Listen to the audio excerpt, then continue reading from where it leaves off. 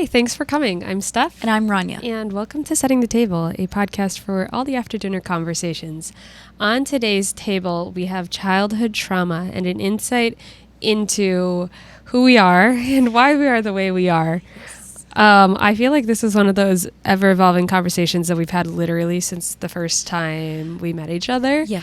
And the more we talk, the more comes out, and the more we figure out, or the more we understand ourselves. Yes, and each other. I'll be like, oh, that's why she does that. Yeah. Or that's why, I feel like you get that a lot of like, that's why she is the way she is. Yeah, I remember like the first time that I had you over in like, not in like a group setting, and I don't even know how we got on the topic of it.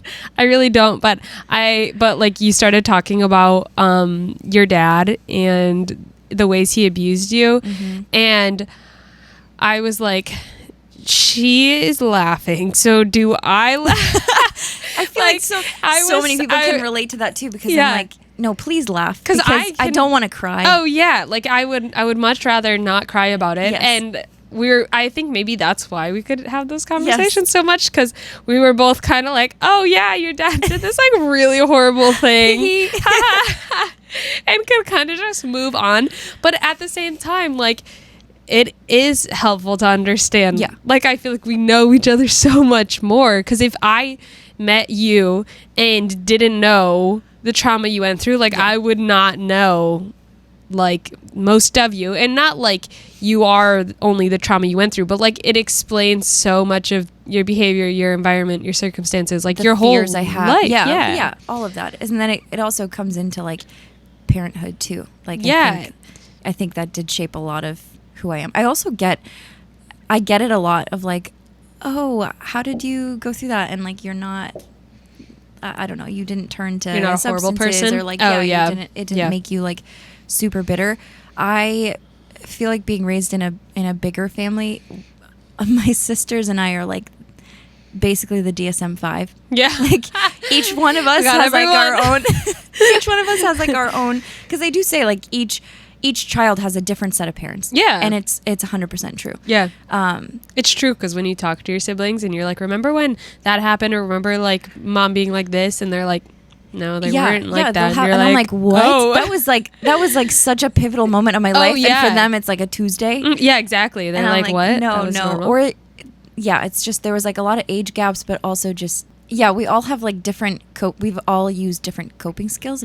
For me, I'm more like an internalizer. That's just who I am. I feel like you're more, and I'm a little bit more like this, more like analyzer. Yes. Like you want to understand it, which is good, but then also we kind of both have that issue where like we understand it, we get it. So we're like the therapist's worst patient ever. Well, that's what when we both like, kind of started therapy around the same time too, and it was like, how do we skip ahead? Because I don't want to go through this. Like, I know why I am the way I am. You don't have to tell me. I know I just want it's because of this. I know I have those issues. Yeah. So it's like, we both kind of like analyze, we understand it, we're good, but we're not like really present in our bodies enough. Yeah, exactly. Yeah. Figuring that out. That is something that I haven't met anybody else besides you that is like so disconnected from their body as well.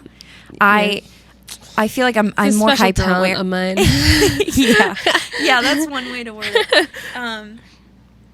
But just like on the topic of like having different parents, we can kind of relate on this a bit. You also grew up in a bigger family, and like you experience things, and your siblings are like, no. Oh yeah. Or some siblings were like out of the house fully. Yeah. Yeah, there were some that like genuinely had different parents, well, especially because my parents divorced when they were pregnant with me. Yeah. So like my oldest siblings had parents that were together. Yeah. Like maybe they weren't happy all the time, but they had two parents living in the same household that were together, acting like married people. I don't remember my dad being in my life until I was like, I think 8, when we started going to his house for the weekends. And then you got a whole new parent as well. Yeah. Yeah. And so, like I genuinely don't remember him existing in my household. So like their experience was like, yeah, mom and dad were this way. And to me, it's like, I had a mom, and then like I saw my dad on the weekends, but like not that much, So it was like a very different experience. And then by the time my mom had me, obviously, like she had gone through so many different experiences. Then by the time like she had I don't know what I'm trying to say this. By the time my mom had me, like she had experienced so much more than when she had her first kid. Like her first kid, you know, when you have your first kid, like they get all the attention. Yeah, there's a lot of things, but like you're on cloud 9. They get all the attention. Like you can pour so much into them and your entire life revolves around them. Mm-hmm. By the time she had me, it's like, okay, this is number 9. We're on empty. Yeah. Yeah, exactly. You're also being raised by, you have multiple other parental figures. I'm sure your older siblings kind of were that for you too. Definitely. It's just such a, it's so crazy. So you're kind of like on the other side of that. Like, were you a parental figure? How did that? Yes and no. Like I had the responsibilities, but I didn't have the authority, it felt like. Yeah, because you didn't really have any authority over even yourself, right? No, but I remember, so I had my first set of parents, I would say, were my grandparents. Yeah, and so I had like you know how grandparents are. They just have like more patience and all of that for you. My parents left me in Morocco to come to the United States kind of for like chasing the American dream, and they didn't know how long they were going to stay. I don't think they planned on staying for very long. 9/11 happened. They ended up getting stuck here. And so I'm 6 months old and I don't see them again until I'm 5. So from like 6 months to 5 years old, I have my grandparents, and like they were incredible. Yeah. Like that is like the fondest part of my childhood. We went out all the time. I mean, they were both retired. So like you have both parents home all the time. That's true. I was cooking with my grandma. And I do feel like they're just a lot more patient by that time. Like they've it's already. not your kid. It's like when you watch somebody else's kid too, like you have way more patience for them. That's true. I don't know why, but that's just how it is. But then when you came here, so your grandparents bring you here, right? And then were you like were you aware that they weren't your parents? No. Yes, I was. Like you were aware, like my mom is somewhere else. Yes, because my mom would send us like videotapes and stuff, like talking to us, and then we'd have phone calls with her. Okay. And I had this like thing I would do where like if I heard we had a courtyard in our house. A lot of the houses in Morocco are like kind of wrapped around the courtyard, so I'd be out there a lot playing, and if I hear an airplane, I would like look up at the plane and be like, "You took my mom and dad away," and I'd like yell at the plane. That was so my thing, and I was like, "Oh, Rania's so cute. She's yelling at the planes again." That's so sad. That's so sad. Yeah. But so I was like excited. I had this like romanticized version of them in my head. Okay, like, that's what I was going to ask. Like this. I was going to ask, like, did you have expectations of what they were like? And then when you were here, were you like pleasantly or not pleasantly surprised? I remember like my dad picked us up from the airport in New York. Okay. And I remember being so excited. And you came with just your grandparents? Just my grandparents and my sister. Okay, and your sister came at the with same sister. time. And I remember, so we touched down JFK Airport, and I meet my dad, and I'm like, I'm excited, but I'm also like nervous. I don't know them. Yeah, that's like, so crazy really because I feel like when I was that little, I was so shy around adults. Like adults are so scary. I was also a shy kid. Yeah. Like, very shy kid. I feel like once I got here, I got really shy. My grandparents stayed with us for like a few months, and we were living like in like a little apartment at the time, and the abuse started like right away. It wasn't even like even with your grandparents there. Yeah, even with my grandparents there. Like I have vivid memories. So did your grandparents kind of know or expect that from your dad? No, because they never saw him parent. They saw him with like a 6-month-old baby and before. I mean, he didn't really do much. I didn't really do much at that point. So it wasn't until we got here that really started. And I had an older sister who's not my dad's biological kid. It's my mom's. She's my half sister. But we were always raised like she's not my half sister. She's like my full blood sister. Like there was no differentiating except for my dad. My dad made that a point. So that was also a trauma too. It was like I have this sister that I love so much, and then he would always try to like put a divide of like that's not my kid and like get us toys but not get her toys. I hate like that. It was literally like your like Moroccan Cinderella story. Yeah. It was so sad. That's horrible. So what is the age gap between you and the sister, right? That's younger than you? 2 years. Oh, okay. So you're in Morocco. They have a kid here? They have a kid here, and they send her to Morocco right away so my parents can work. So she comes to join us. She's a little toddler. Wow. Yep. So there's 3 of us at one point. So you come with both your sisters? Yeah. Back? I think we ended up taking like 2 separate flights, but we all kind of came around the same time. Okay. And so, yeah, my sister was 2. And that's crazy. Like 2.5, basically almost 3. I'm about to turn 5. And my older sister is 10. They're like childcare in another country. Yeah, literally. Because my mom was working. I mean, my mom was working like 60 hours a week.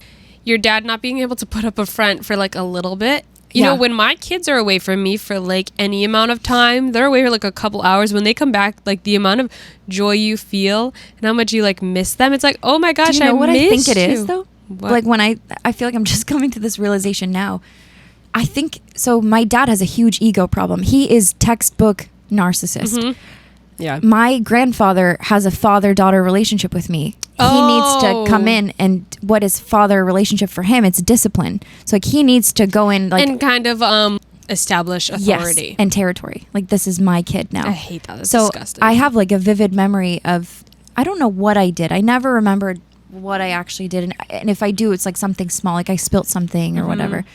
And God my forbid dad, you spill water. oh my gosh, he's like hitting me, like full blown hitting me. My grandfather, who is like, he's old, but he's had multiple open heart surgery. So like he's like kind of like a little bit like weaker at that point and stuff. And my grandfather has my arms, and he's like trying to get me away from my dad, and he's like, stop hitting her. Because I wasn't raised like that. Yeah. I did not get hit by my grandparents. So this is all new to you. So new. And this is the parent you've been romanticizing your whole life. Exactly. And then my dad is grabbing my legs and pulling me away to like, and then would like take me to a room and like lock the door and continue beating me. And I remember my grandfather being like so like angry and like literally would fight my dad to get me back. And so where is like your mom and your grandmother in these scenarios? I remember, or do you not my remember mom them being in those? My mom being at work, and my grandma my grandma always told him off. And then I feel like my mom just kind of gave in, because my mom was also a victim to him. Yeah, he was treating your mom like that. Yeah, he was treating. I don't think he got too physical with my mom, because my mom would hit back. Yeah, but yeah, I think yeah. But I do think that she kind of took a backseat a lot of times. So then, when it comes to your grandparents going back, was that like their choice? Did they want to take you back with them? They did. I remember my grandma at that point was like, do you want to come back with us? And I don't think it was actually an option, because like they needed to purchase a ticket for me, and like and like the whole visa situation, and my grandparents' visa was expiring, so like, they had to go. Did you think like, I don't want to go back, I think it's going to get better? I came here on the promise I was going to Disney. I'm 25. I have never been to Disney. We are going to Disney before we're 30 years old. Disney can sponsor us, please. Please. It's just a little girl who wanted to go to Disney. Oh my gosh, never got to go. So sad. We have to go to Disney. Honestly, that would be healing. Yeah, Disney doesn't even really like sound appealing to me that much, but that would be healing, because I always wanted to go to Disney when I was little too. My mom was anti-Disney, so we didn't go. But also, it's a rebellion for you. Yeah, she would not have been able to afford that for all of us. Telling like the customs officer, like, why are you coming into the U.S.? And I was like, I'm going to Disney, in an accent, obviously. Oh my god, I'm going to Disney. Like at that point, my parents were like, we're going to take you out, and they've got this and that. They just bought our house at the time, and my grandparents left, and then the abuse got so much worse. Really? And I started sleepwalking at that point, like really badly. I would get up, I'd leave my house. I would walk out of the house. Like there's oftentimes my parents had like, I'd follow people to their cars. Like my parents would have like friends over. I'd follow them out to their cars. Gosh. Like, yeah, I was fully sleepwalking. I'd wake up I didn't know where I was. That is so scary. Yeah. That is so scary. Yeah, and they were like, people who are like that. That's very scary. Mm-hmm. And they're like, oh yeah, that's just what she does. Like I always had like weird things happen. They would just be like, yeah, that's Rania. She's just quirky. She's just a funny little girl. Yeah, she just sleepwalks to like the river down the road. There's nothing wrong with that. So you're here at 5. So then you're right at school age. So do you go right into public school? Yeah. Okay. Yep. Kindergarten. I remember my grandfather used to walk us to school. And here's the thing, the dichotomy too. My grandfather had surgery, and he had surgery like on the veins of his legs too. So like he was like limping. We would walk like over a mile to school. He would walk us there, because my mom didn't have a car. My dad's job needed his car. So he would walk us to school. He didn't understand English. He didn't know how to speak English. And he's like, he doesn't know the directions to get there. So it would take us so long to get to school. You guys would just be wandering around We'd just be wandering. And I remember one of the first days of school, we ended up coming across like one of the teacher aides that worked at the school. And she was like showing her badge, like, I work at the school. And she ended up driving us to the school. But oftentimes when my grandfather knew the way, he would drop us off there, and I remember being really nervous. I'd have stomach pain every single morning. I have a stomach ache, and he'd drop us off, and he'd say, "If you can look out the window, I'm gonna sit and wait for you." It was him like getting his breath, like catching his breath, but he'd be out there for like an hour after. So I was like, "Oh, my grandfather's so sweet. He's just waiting outside for me." Oh my gosh. But that was like who he was. Like he's just like the sweetest. He's the sweetest man ever. So I went from like a father figure that was like so loving and doting and like just like knew what I liked and the foods I liked and didn't like, and he was just incredible, all the way to like my dad, who do you think that maybe that's why you also romanticize what your parents would be like, because you had this version that was like really great, and you were like, oh, I'll have this version. They also talked them up so much. Really? They talked up my parents so much. That is one thing that I remember. Also, my mom would like talk up my dad, or not even necessarily like talk him up that much, but she would never ever say anything possibly negative about him, and would talk like highly of him.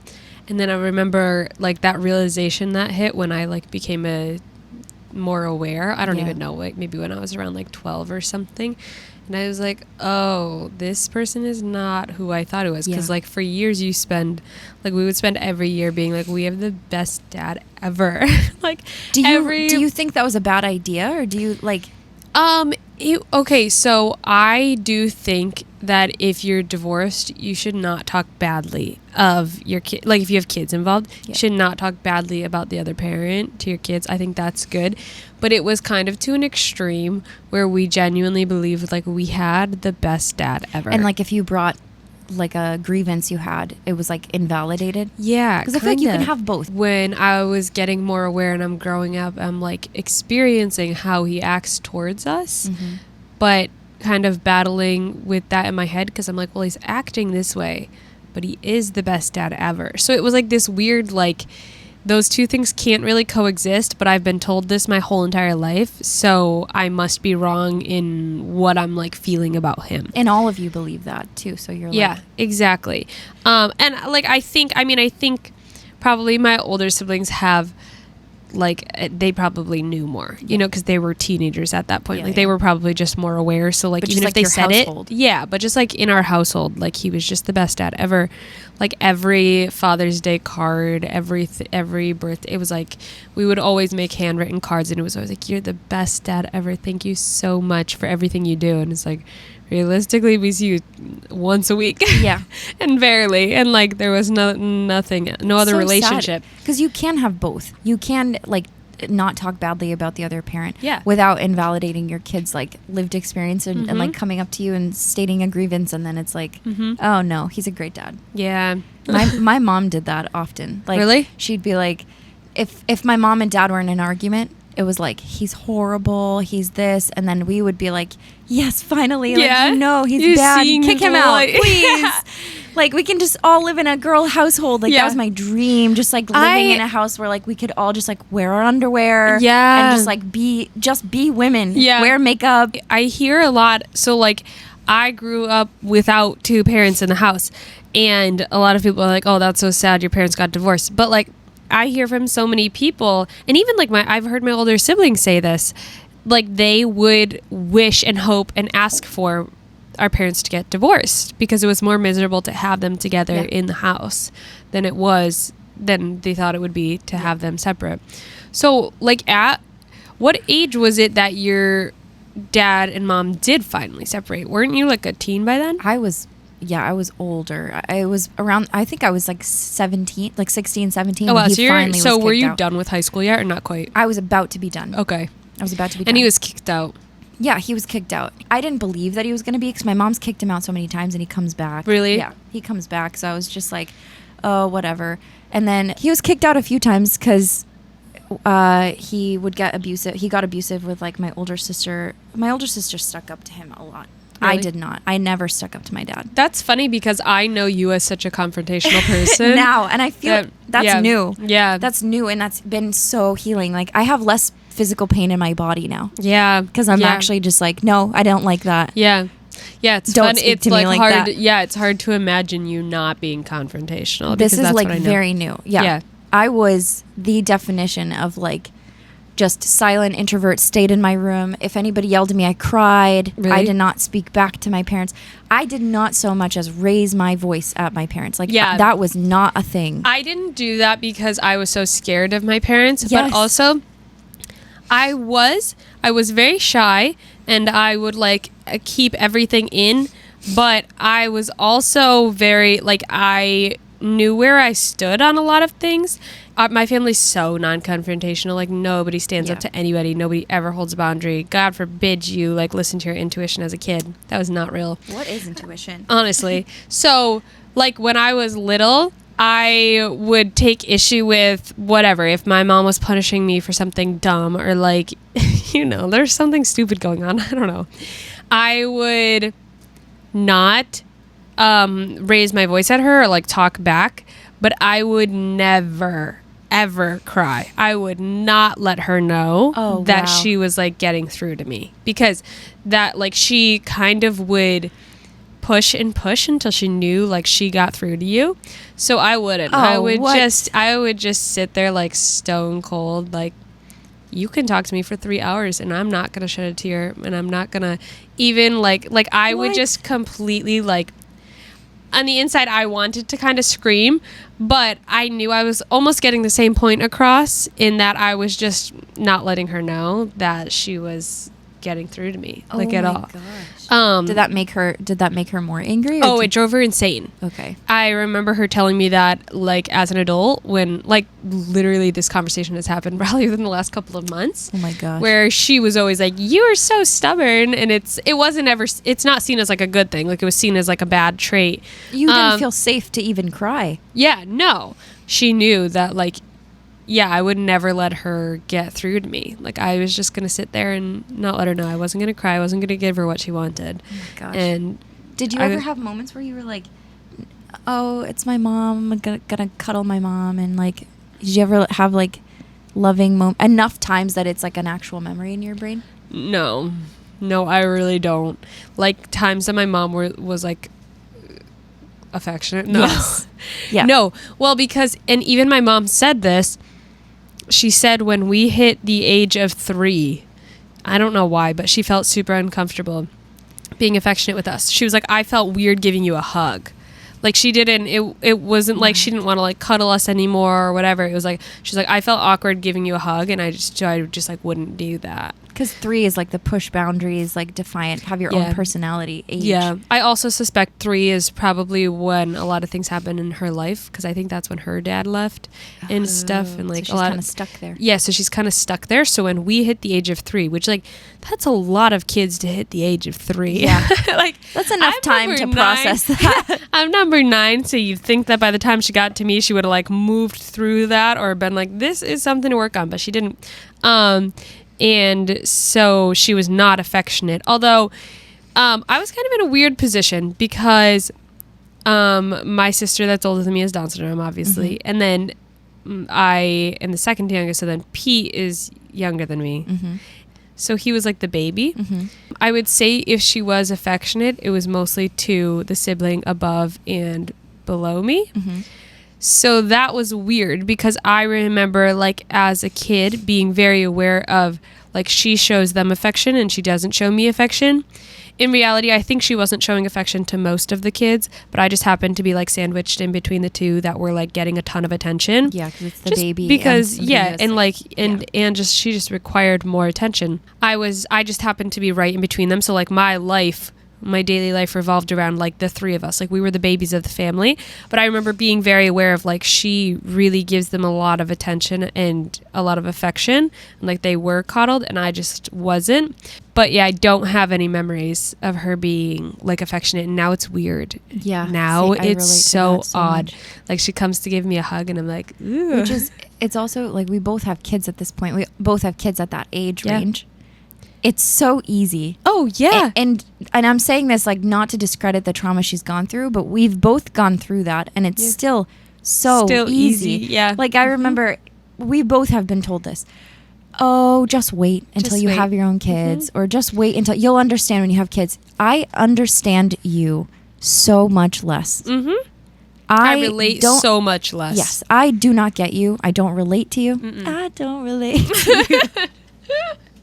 Yeah, that's the one. Honestly, I literally don't. I can't imagine. No, that's my baby. No, like I was definitely told that too. Like, oh, just wait till you have a kid, and especially when it comes to like the whole toddlerhood, because it's like, oh, when you have a toddler, they're gonna hate you. Like, it's gonna be whatever. They have their moments. They of do attitude. suck sometimes. Like, but sometimes honestly, they're annoying. Hardest part is not laughing at these guys. Exactly. Like, it's not something where I'm like, I would never hug my child again. Like, that is not. It doesn't. The reaction that they had to whatever behavior just was so blown out of proportion, because I think that this is something that like we both related on, was that our parents just had such extreme, like, why did they think they needed such extreme forms of discipline for like you ate one too many goldfish? Oh, seriously, every time I look back at something, I'm like, I literally just existed. Like, it wasn't like we were out here doing anything crazy. No. Like, they were like, you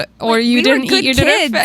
You didn't eat your dinner fast enough or something, and all of a sudden there was like this massive consequence. Reaction. Yeah, which is just so crazy. I hate having to enforce consequences. No, and my consequences are so much less. But that's like the worst part. Have to do with the thing. Like, if you aren't being responsible with the candle doesn't get to be on the table anymore. Exactly. Yeah. Like, there's not, you spilt water, so now I'm gonna like beat you up. Yeah. No, it's just such an like, inappropriate reaction. What? But and I think both of us just kind of like were able to look back on that, like, yeah, that was messed up. But how were they not able to do that? Because I went through a lot of like very blatant child abuse. Yeah. Very, very blatant child abuse. Yeah. Like, I remember my dad got creative too. Like, the man was really creative. He had a lot of tricks up his sleeve. He for real. really did. He would he'd like heat up skewers, like metal skewers, like burn our legs with them. Like brand you? Yeah, brand us with them. Was it a logo or something? I don't know. They just look like, now it just looks like I cut myself. Like what you like would cook a hot dog on? Yeah, just like a metal skewer. He'd like heat it up and he'd like do it. Basically, if you had a bad dream, if you had like anything that would constitute having an accident as a child, that's like normal behavior. You're too scared. You drank too much, whatever. You had an accident. The next morning, you would wake up and he'd be heating like metal skewers up. What was he even heating it on? We had an electric like stove, so he would literally just like have it on the like coils. Did this man not work? Did he not have a day job to go to? All the time. You would think that the little time he had with his kids, he would like make memorable. He was like almost never made it home. memorable. Yeah, he did. He made it memorable for sure. Really did. In a bad way. He really made it memorable. But yeah, he would just like, he would burn them. So I have them like on my legs, like on my arms, on my stomach. He would do like places he would be able to hide. It's like we weren't allowed to wear shorts or short things. That's true. That's true. So he's able to get away with it. Yes. And I remember I'd go to school a lot with like, sometimes they would pull me out of school if like he hit me too hard. Yo. Yeah, they'd pull me out of school and be like, oh, don't want DCF. Because that's what I was going to ask was, how did nobody ever notice? Like, I feel like in my situation, like I wouldn't say I was physically abused. Yeah. So like it wasn't, I mean, there were people that were aware that like my mental health wasn't good. You were homeschooled too. So it's like your group is also doing those things. Yeah. So like it's not different for them. Yeah. I had public school. Yeah. Like you had a large group of people that you were surrounded with every day. I'd be curious to like talk to my teachers from when I was younger and be like, did you notice something? Because that'd be so interesting. My report card was like quiet, friendly, like just like normal things. Like just, I was a very well behaved kid. Yeah.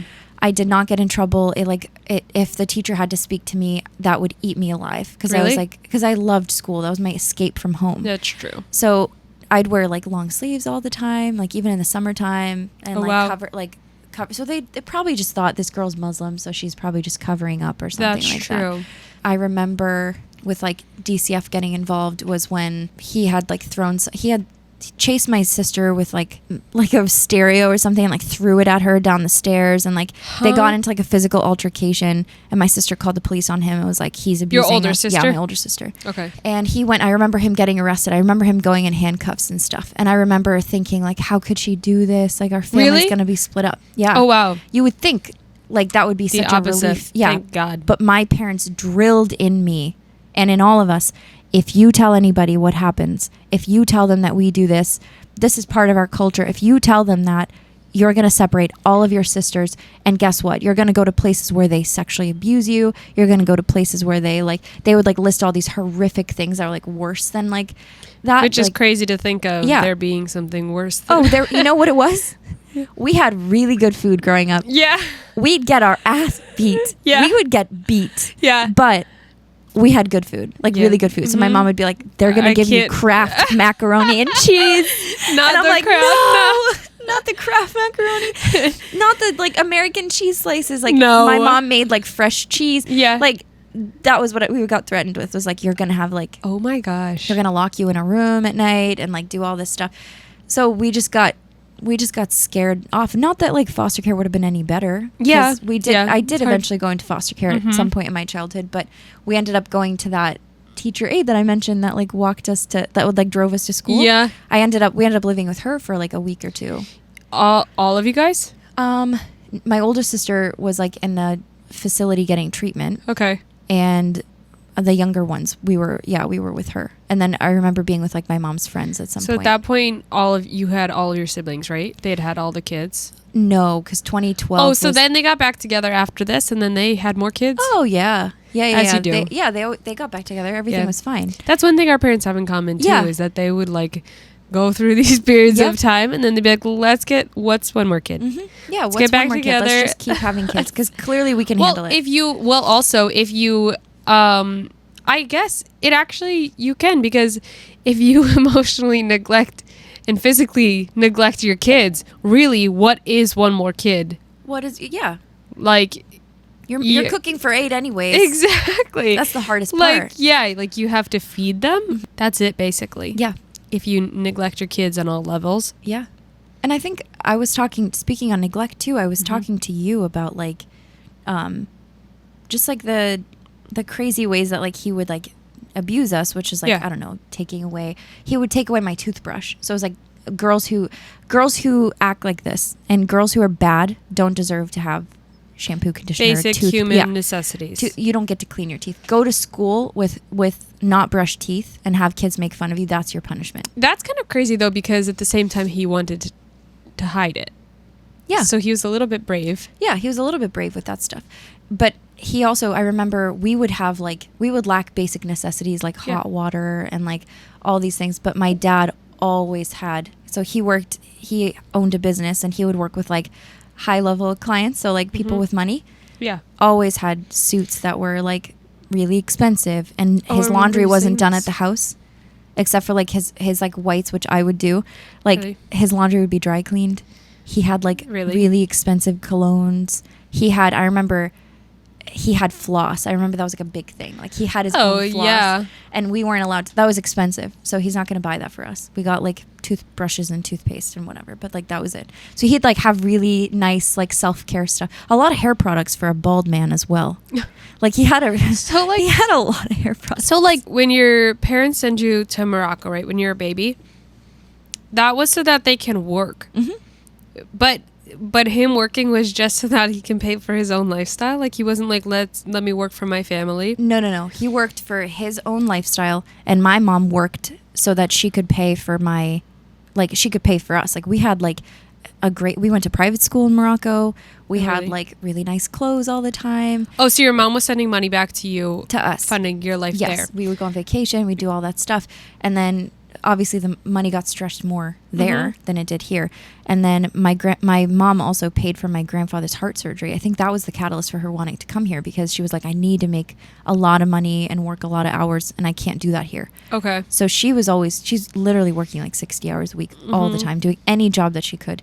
She's like one of the hardest working people ever. Yeah. Your parents have you, and then they sent you back to Morocco. Do you think your dad just got used to not having kids, and then he kind of resented when you came back because he was used to this kid-free life?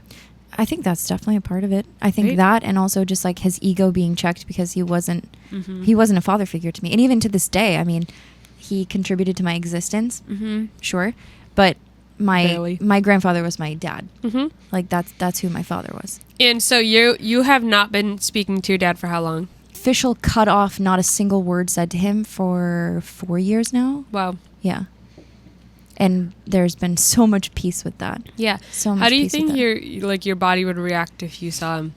I think I would feel sick again because you were sick all your childhood. I mean, I was, but it was ignored, and it wasn't until I had the like major cardiac episode when I was 17, and like I'm working out at the gym, and then all of a sudden I'm like med flighted. I have a surgery done, like cardiovert me and like bring me back, all that stuff. I remember knowing for a fact, even at that time, because it was like correlating between like your emotional mistreatment and like your emotional well-being with like your physical health was like woo-woo. Oh yeah. So it was like, oh no, it's because my childhood trauma that I now have to have heart surgery. No, I went through so much stress as a kid.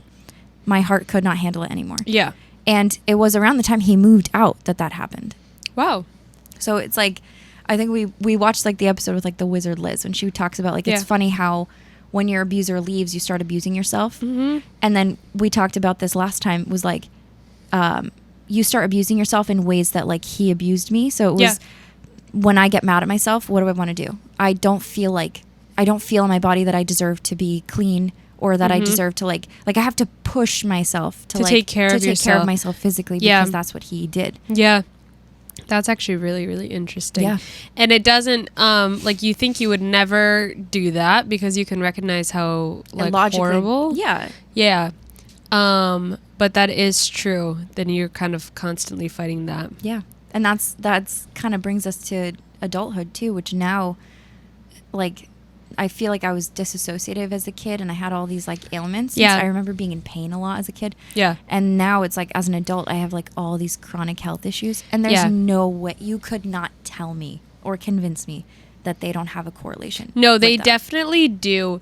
When you have kids and all your trauma is magnified and brought up and mirrored, that's like when we both started noticing all these different issues. Yeah. Probably because it's like all resurfacing. Like, you know, you can dissociate, which I feel like we both kind of did from like 17 to, I don't know, 20. It's new for you too. Like, I'll be over and you'll be like, oh, my legs hurt, or this, like, my joints hurt a lot. Yeah. I'm like, Interesting. I wonder. Yeah. You know what is something, this part can be edited out. But I need to look into why my ears hurt when I wake up in the morning. I wonder if I have fetal alcohol syndrome. Isn't that a thing? Girl. Is that what that's called? Why would you do not have fetal alcohol syndrome? No, doesn't that happen if your parents drink when you were pregnant? Yes. When they're pregnant with you? Yes. You do not have. That's the only thing I've ever found is my ears hurt so bad. And when I wake up in the morning. I'm really curious. Where did you get to the conclusion that it's fetal alcohol? It was just one time I was just looking up, why do my ears hurt? Because it's not like a sore thing. Like, it's like, your inner ear. Yes, and all my ear actually. Okay, wait. Where again? Walk me through how you got to fetal alcohol syndrome. Oh, it was just when I was looking it up, and there was like, it was all like, maybe you have an earache, maybe you have an ear infection, and then the only like disease, or like, what is the word for it? Like issue? Yeah. Like there's a word for that condition. Yeah. It's fetal alcohol syndrome. Steph. I feel like, is that the AI overview? No, no, it was not. This was through digging that I found maybe I have fetal alcohol syndrome. I'm really. I don't think that's how it works. But doesn't that make your eyes far apart or something? It does a lot more than that. Like, you can like see. Yeah. It's like right? limb issues, cognitive issues. I don't think. I feel like I can confidently say you do not have fetal alcohol syndrome. That's the only thing I love that. It's like my ears hurt. Fetal alcohol syndrome. That was me researching. I was researching. You're banned. No, really though, my ears hurt so much when I wake up. It happened yesterday morning. It's not every single morning, but it's a lot of mornings. What's the pain like? Oh, it just It's just such an insane amount of pain. Like, it is like, not it's a pain. not a headache. It's no. Like, it's like exclusively your ears. Yes, and it's like excruciating pain. Like, I wake up and want to cry. What? Or will cry because my ears hurt so bad. And it's inside of your ear all the way to like the outer part of your ear. Yes, like I feel like all this part, like it hurts to touch it. It hurts to like... Did the piercings make it worse? No, it doesn't... No. It's been like this for literally since I was little, before I had piercings. Yeah. I'm really curious with that. I'll research that. Yeah. That's fun. Yeah, honestly. Because I've never figured out what that is. But yes. It is just like physical pain and like all this stuff coming up too. Yeah. Like you're also an internalizer. Yeah. So I feel like... Yeah.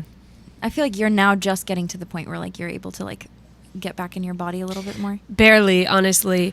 I think that EMDR therapy helped with that like a little bit, and I need to go back to that. I need to try that. Because that just kind of like, no matter, because with talk therapy and with like I even tried somatic therapy, and she was like, you're so not in your body that somatic therapy doesn't work because you're so not here. Really? Yeah. She was basically like, you're so frozen that like it will take us years to get you out of freeze. So you need something. So EMDR, do you feel like you're in a better place for somatic therapy now? Maybe, but I think I would like to continue EMDR therapy because that just kind of forces you. Okay. Because it's funny, somatic therapy is supposed to be like repress things in your body that like you don't even realize. Yeah. And then it just comes out. Yeah. So like I maybe get a second opinion on that. Yeah, maybe. She did say like there were things that she noticed in my body. She'd be like, oh, do you notice like your neck gets red when you talk about this subject? Or like you start breathing like this when you talk about that person or whatever. Mm-hmm. But she said she could just tell by like how like closed off my body was that it would take years before. But yeah, maybe I should just try another somatic therapist too. What other things do you feel like in your adulthood are like a direct result if you had to like correlate them, like physical ailment wise? Physical ailment wise, I mean, I just feel like overall neglect for my body. Mm-hmm. Like I just don't ever prioritize. I feel like for me it is a lot emotional. Like it's just so much more emotional, and not even that I'm an emotional person or like it makes me cry or anything like that.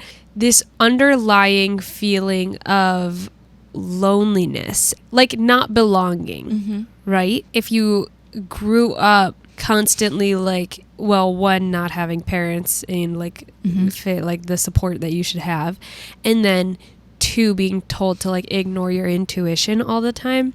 Like I feel like I grew up and now I'm an adult and I don't know who to trust or if I can trust myself or if I should trust myself, and then if I'm making the right decisions. Like it's this constant feeling of like I must be doing something wrong. So I feel like the overall theme is lack of trust. Oh yeah, lack of trust in every area. And yeah, especially with like our bodies and stuff. Like what are you actually capable of? What are you like? That's my biggest thing too, is like I don't feel like I feel like I'm overly aware of my body. Like I'm constantly scanning my body for like what symptom is new. Yeah. What could this be? Because I don't want to neglect it, but also because I think there's just such a lack of trust. Like there must be something wrong. Yeah. Like there must be something you're unaware of. Yeah. Yeah.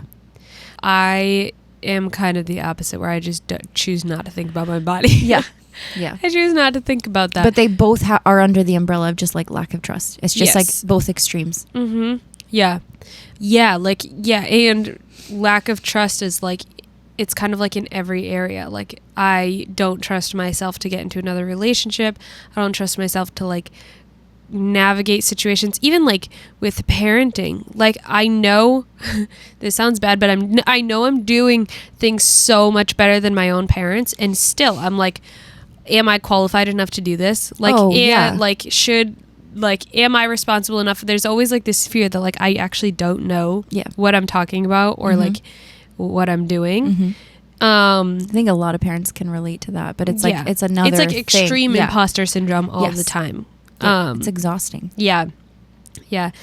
Okay, so it's been 4 full years since you didn't talk to your dad, and you still talk to your mom. Yep. So like when you didn't talk to your dad, it was a hard cutoff, and did he ever try and talk to you again? Did you block him? I blocked him, so if he did, didn't receive it. But I know he'll like try to check in through my siblings. like through my sisters and stuff, because they still have contact with him, which like obviously I have opinions about, but at the end of the day, they're on their own journey with that, and they have their own. They'll learn because expectations will be. Yeah, it'll take time. I mean, it took me up until my like early 20s. So like, obviously, I want to be like, wake up, get out of this. But like, there's only so much I can. They're gonna be seeing it soon enough. Yeah, because he can only keep up a charade for so long, and you can only get close to him. Like you can only get so far with him. Yeah, if you have a surface level relationship with him, like when you hear about him from like the community and stuff, like we owned a bakery for a little bit of time and stuff, everybody's like, oh, you're so lucky, your dad's amazing, he's so kind, he's so generous, because he loves to do things for show, and he is a great conversationalist. He has like the charismatic, again, we're talking textbook, he's very charismatic. I think that's one thing that like also that's probably the biggest like contributor to both of our lack of trust is like we were both raised around so many narcissists. Yes. And like that word is thrown around so much, and it's like annoying, but these people were textbook. There's a difference between like having some tendencies, because we all kind of can show different signs of like whatever mental illness, but it's like he is 100% textbook narcissist. Yeah. And we've dealt with a lot of, it's crazy. A lot of men are pretty textbook like that. Yeah. But add to it too, I think. Well, it happens to be all the ones in our lives. Yeah. We're really fortunate. We got a great circle going on. Thank you. Yep. I think it's a really bad combination, because it's like narcissist, Muslim culture he can hide behind. Yeah. And like use as like ammunition. And then also getting daughters. Narcissists always end up with daughters. Like, I don't know. Maybe we're supposed to be their.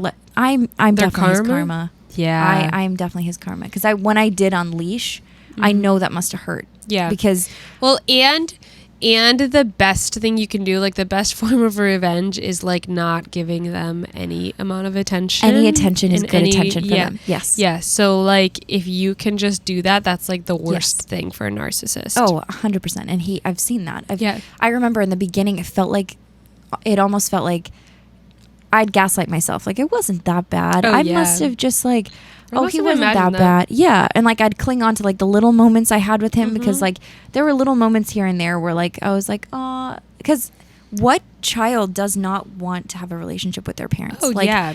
To this day, I'm like, please. I feel like we were both like, when we first met, right? And we were like all hanging out like for the first few times, and we're both sitting there and we'd be like, yes, I was suicidal at the age of 11, but like, it wasn't that bad. Yeah. Like it wasn't really that, like maybe I was being dramatic, you know? Well, it doesn't help too that there's always somebody who had it like 10 times worse. But like all I know is my experience, and this is literally just my life. Like I don't have any other external experiences. I have just this.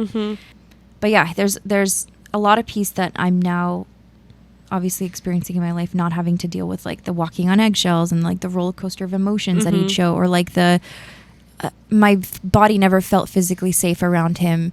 Also, I have kids now. Do I want my kids around somebody who used to hang me upside down in the basement on a pipe? No, sir. No, we do not. No. Like, how can I allow my kids to like curate a relationship with him and like build this relationship with him when they're like, oh, where'd you get that scar, Mom? Oh, your grandpa? Yeah. It was a really funny story, actually. This to me when I spilled some water on the couch. Like if they want to have a relationship with him when they're older, but they're going to have all the information. Oh yeah, they'll go into it, fully aware of who this person is. But they're too young right now. Yeah. So you can set that boundary, right? That you don't talk to him and that your kids don't have a relationship with him, but you still have closer relationships with the rest of your family that does talk to him. Yeah. I would say all of my family is kind of at arm's length. Yeah. And that's just where I'm at right now. I'd love to be close with my siblings. I know. That's one thing. We both, like, more than anything, are family people through and through. Yep. Like, we both want nothing more than to have a close family relationship. And maybe that's a symptom of being raised in such a dysfunctional household. Yeah. But like we both relate on that, and it's like we want that so much, and that is just literally not possible. No. And it's at least not until we build it ourselves. Yeah, you have to build it for yourself for sure. But you kind of have to grieve the expectation of what you hoped for within your own family. You know, that is I think the theme here too is it is constant grief, because you are like, you made a good decision by cutting this person out or by setting a certain boundary, but you're always grieving. Like right now, I think if I found out my dad passed away or something like that, I would be super sad. Yeah. I would be super sad.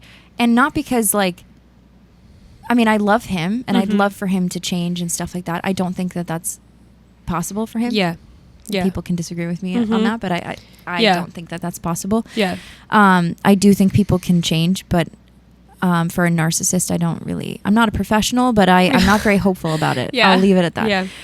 I think I would more so be grieving the relationship we should have had and could have had. And that's where it's going to be. And kind of like we talked about this a little bit earlier, but I think that that's one thing that came up for both of us when we had kids. And, you know, when we met, we both only had one kid. So then this stuff was all fresh. It was all new. Now we both have two, and we're both like, we've been in it for some years now. But that was one thing that came up was, all your trauma is magnified, but like that grief of like, oh, wow, like this is, because you're watching another little version of yourself, and you're like, this is how I could have thrived if I had a functional family or a loving family or parents that like cared it's grief, for. Right? It's grief. You're literally like watching, like you're so happy for your kid that they're getting this, but it's like there's like a little kid in you that's like, why didn't I get that? Yeah, you're so I felt like parenthood brought out like a lot of resentment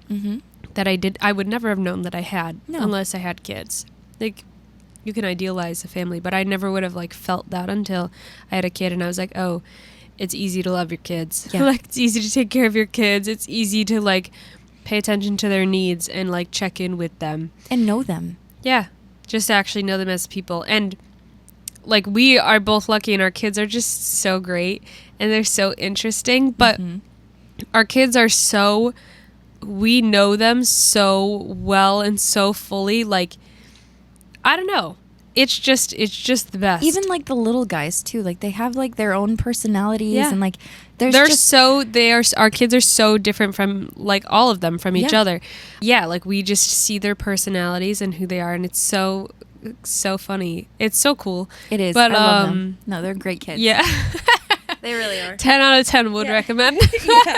Well, I feel like going through the experiences we did had two significant impacts. One is that we are both hyper aware now, like hyper aware of our actions and all that.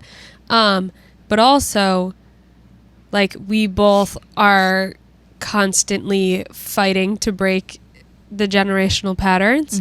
Like in the day-to-day life, like in the daily struggle. It's literally a daily battle, which is probably why we feel so overwhelmed and exhausted. And like, exhausted. It should not be this hard. The mental exhaustion that comes from like fighting the urge, actually doing things differently than our parents did on a day-to-day basis. It is tiring. It's exhausting. You're parenting your kids, you're reparenting yourself, and just taking care of everything else. Like, it's a lot.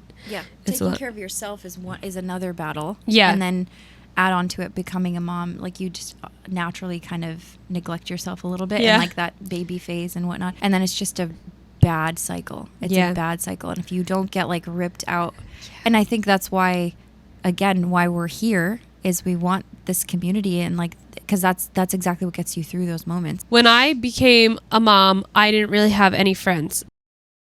Throughout my pregnancy with my first, I didn't have any friends that were like, that I was close with. You know, like I had people I knew, I'd had people I'd see every couple months or something, but I didn't have any friends, and I didn't have any family that was there in any capacity. Like there was no support at all. Your family was there. It's just like kind of useless. They were physically there. That was about it. I didn't really have anybody. And so then the only person I had was my ex-husband. That was the only person that I had in my life that I was sharing any experience with at all. And then we became friends when she was like 1. And I honestly think that our friendship has a ton to do with why I ended up leaving my relationship.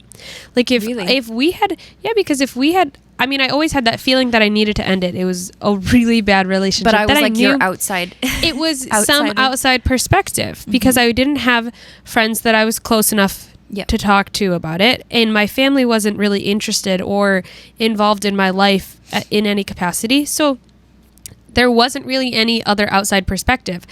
I remember like when we first became friends, I didn't really talk about my relationship for a long time because I didn't think anything of it. Like I knew it felt horrible. Yeah. Like it was killing me. But it was like, I just thought that, some people just happen to be happy and some people just get stuck with really, really bad relationships. And so I remember like, I actually remember the specific time when I first mentioned something about like why I thought I had to get married, and you and Caleb were both like, what?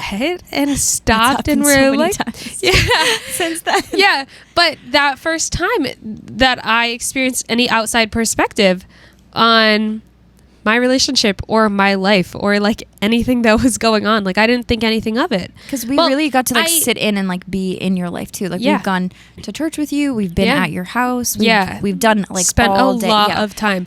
And not that I didn't think anything of my relationship, like I knew it was really, really bad. Like it was really, really horrible for me. But it's another level to like get validated on like exactly. Like there wasn't that. I didn't have that trust in myself. Yeah. I thought maybe I was judging this incorrectly. Maybe I'm being dramatic. Maybe I'm overreacting, and maybe like these things shouldn't bother me as much as they do.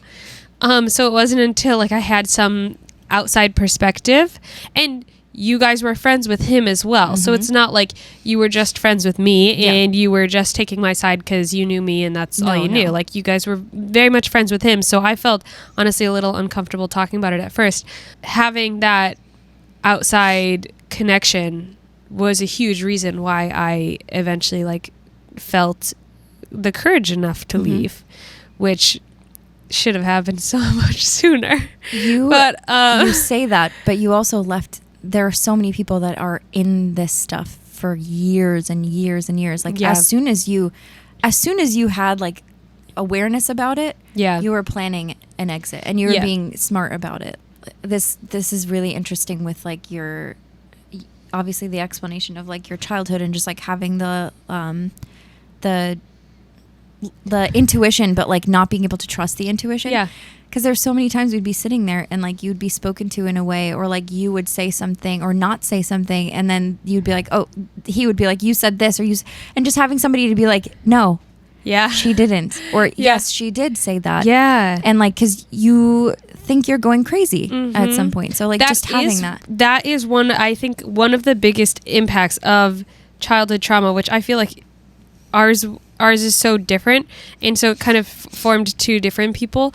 But the way I was raised groomed me to be the perfect victim to an abuser. Like you could not have like come up with a better victim for an abuser. No. It was a perfect recipe. It was for absolute disaster. And so it just like I walked straight into it, which is so crazy because when I was like a teenager and I was aware of like my relationship to my parents, I was just like coming into more awareness about my life and how I felt about the people around me and my family and all of this stuff. Like I just wanted to escape it. Yeah. I just wanted to get out, and I wanted to do anything I could to get out. Yeah. So I was like working when I was in high school, and then as soon as I left high school, I was working 3 jobs and working 60 hours a week and like doing anything and everything I could to just escape the life that I came from. But then walked right back into it. Well, that is the story for so many people, because until you put in the work and you know what the work is, you are just going to fall right back into it. Yeah.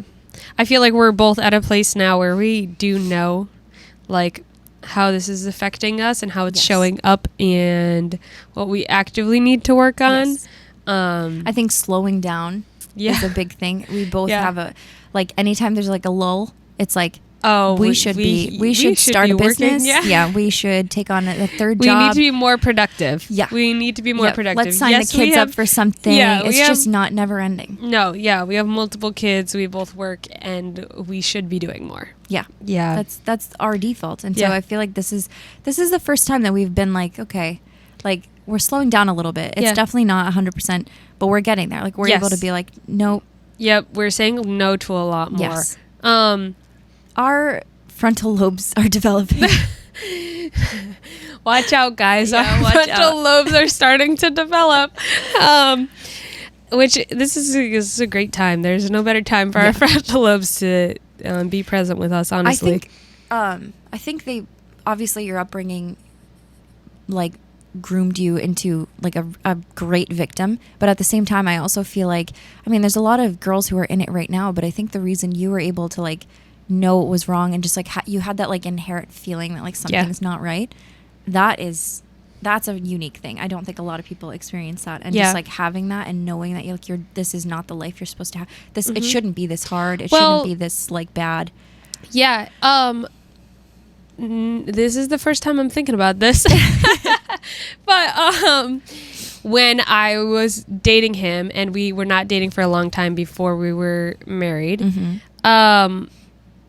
everybody in my family around me, like, one thing that I remember hearing constantly was that, like, I should marry this person. Like, this was the best person. I was going to have the second best husband in the world. I heard all the time.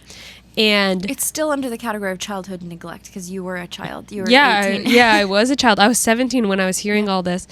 I remember. So maybe I kind of had that feeling, that knowing, because at that point I knew I couldn't trust my family, but my family was all telling me this person was great. This person, even just knowing, like, I can't trust my family and there's something wrong here. Like, there's like a certain level of like discernment and being like, I don't know, there's just something really big in like knowing that something is very wrong. That's like step one. Like, if you're there, that's huge. I do feel like since leaving that relationship and like being in my own space, my intuition is like absolutely insane.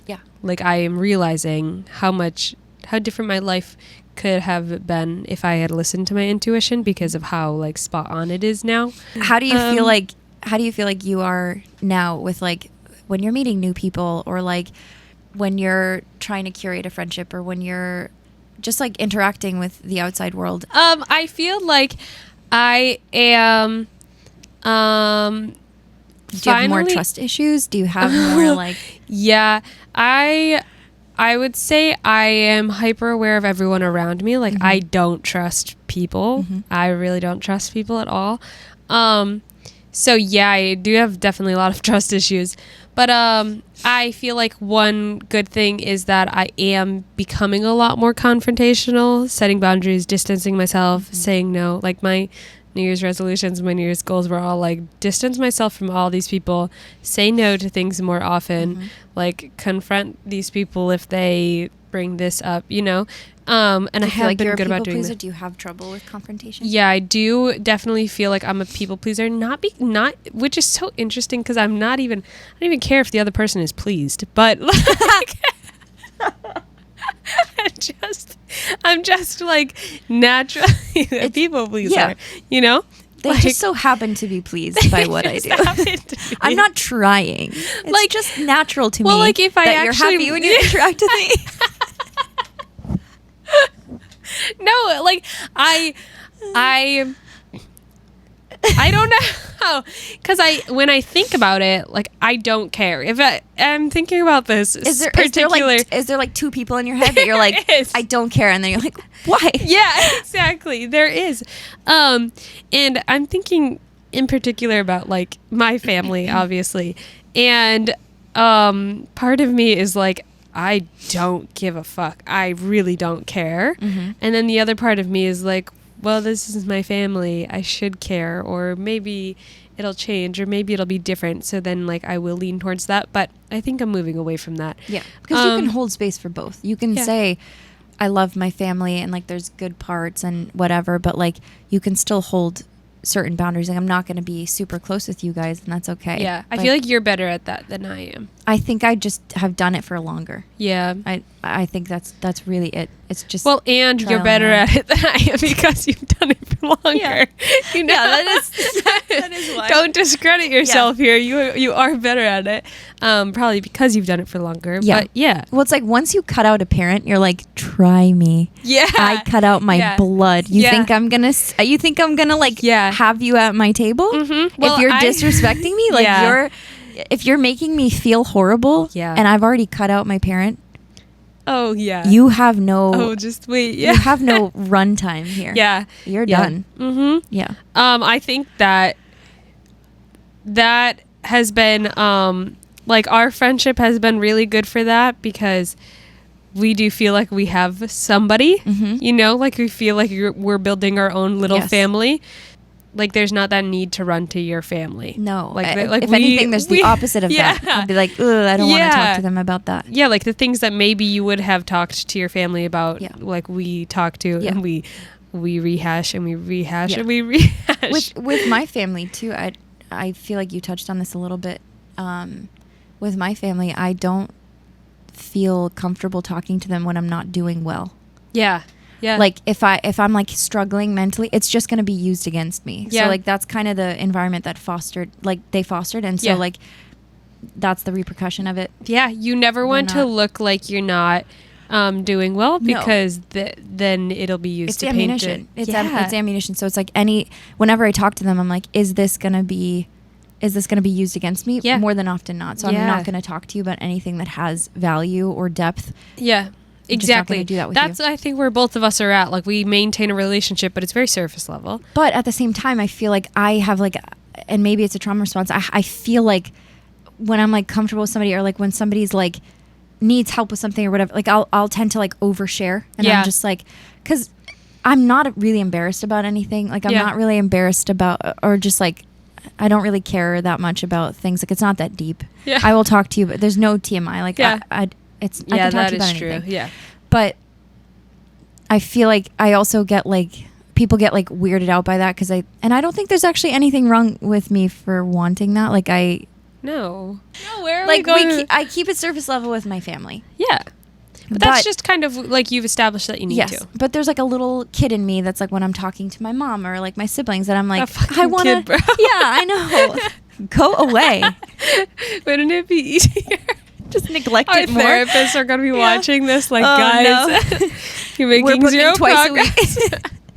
There's a little kid in me that just wants to like overshare with my mom. Yeah. Like I want to overshare with my siblings. I want to talk about all the things. But when you're around your mom, do you ever get that feeling? All the time. And really? Because I do too, yeah. I get like instant regret when like I share something and I'm like, I shouldn't have said that. Then you hear the reaction, and the reaction is like, oh yeah, you're still my mom. Yeah. You're still that person. You're still that person, but also you're like, they're not really like rooting for you. Like you expect your family to be like so like supportive and all that. You're gonna find the support from the external. Yeah.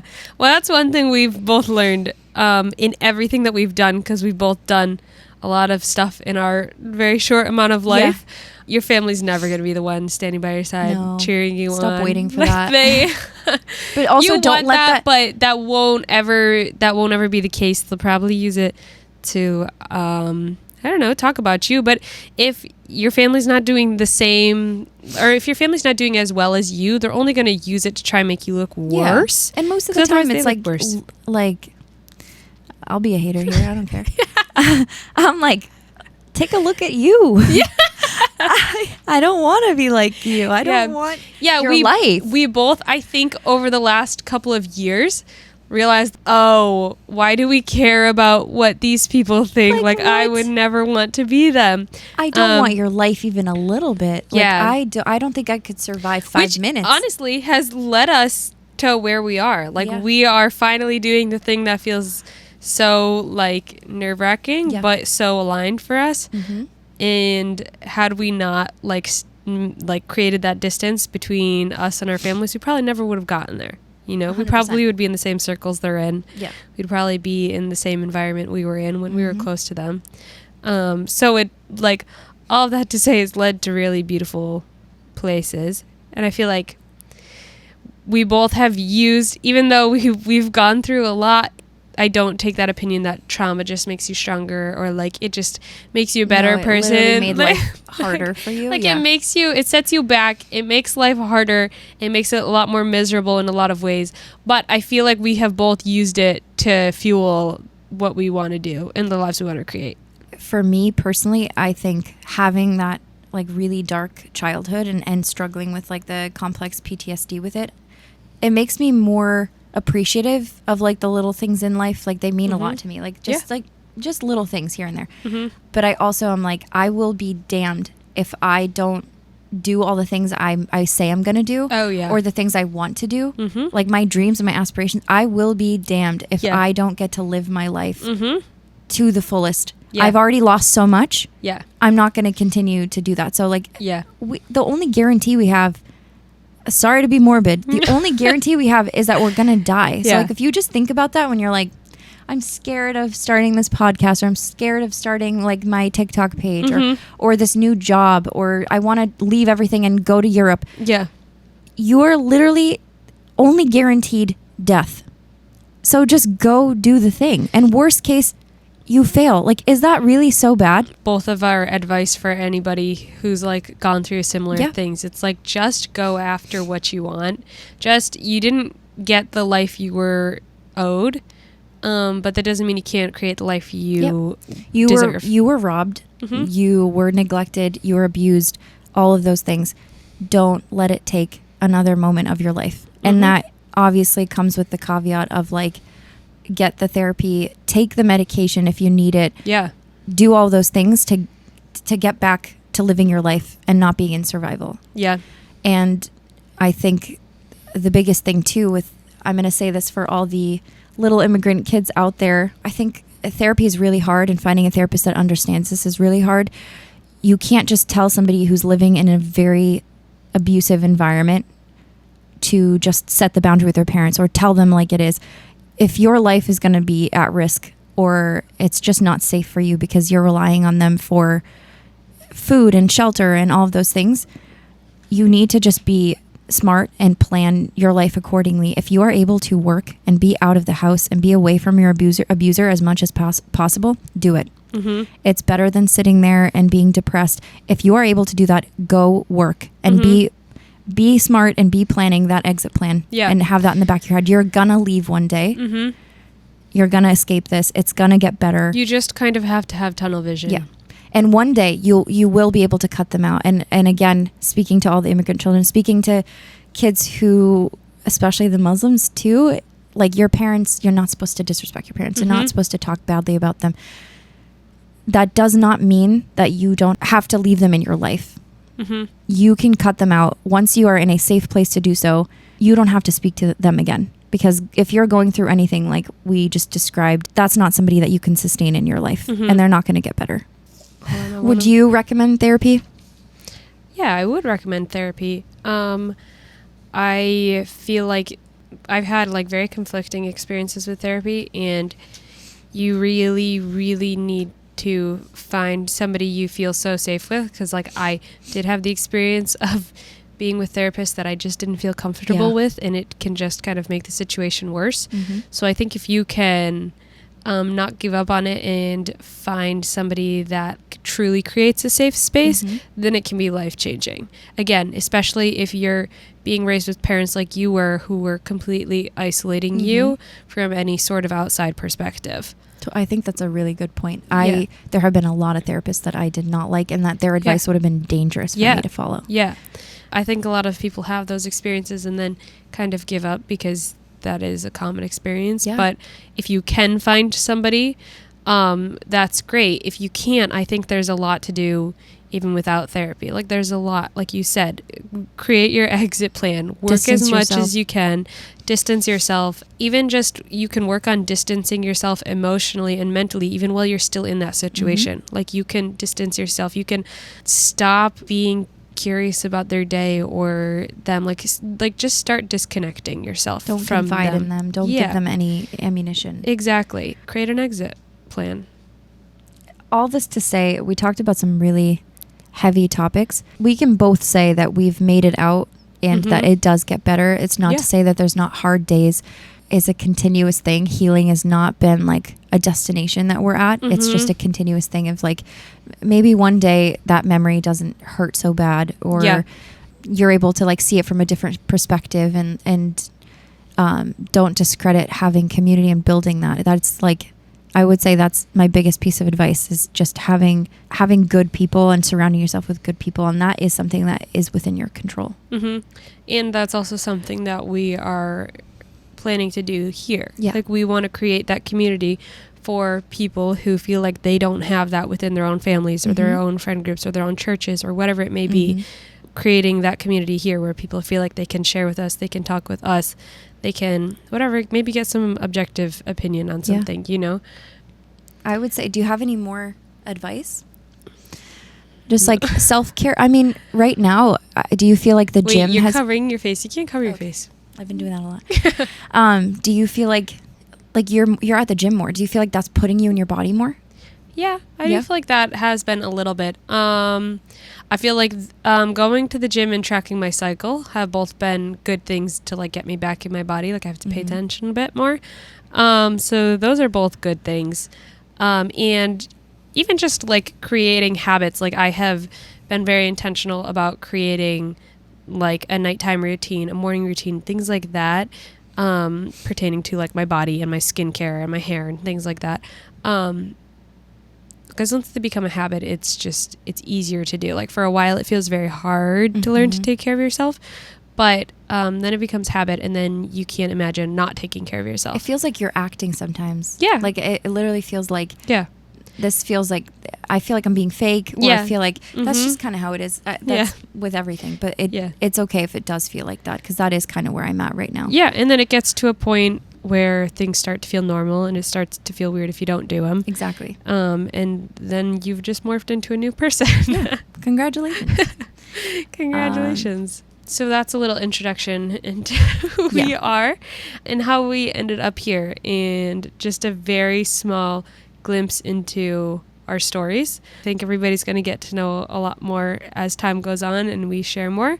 Yep. But yeah, just an inside look into who we are as people. We will be going into a lot of the points and topics we talked about today in future episodes. Yeah, and a lot more detail. We would love to hear from you. If you're watching us on YouTube, if you could subscribe, like, and comment. You can find us on Instagram and TikTok at Setting the Table Podcast. We also have a Facebook page at Setting the Table Podcast. And listen to us on all podcast streaming platforms. Thank you for being here. Yeah. And we will see you every Friday at 6 p.m.